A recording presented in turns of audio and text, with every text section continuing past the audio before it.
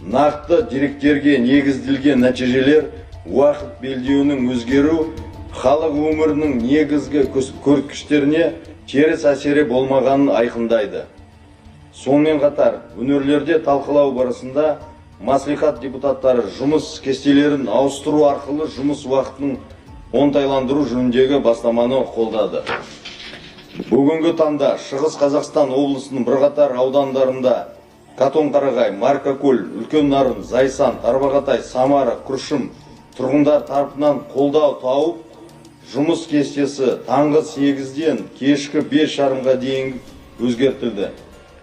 Бұл шаралар азаматтар үшін қолайлы жағдай жасауға, сондай-ақ кәсіби және жеке өмір арасындағы теңдікті жасартуға бағытталған.